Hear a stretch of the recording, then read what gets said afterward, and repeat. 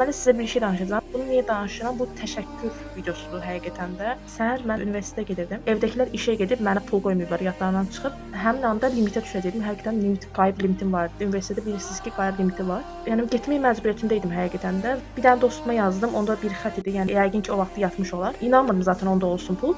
Digər dostuma yazdım. WhatsApp-a girdi, oxumurdu mesajı. Dedim hər halda yəni işi var yəqin, ona görə oxumur. Dedim digər dostuma yazdım. Digər dostuma yazdım, dedi məndə yoxdur pul.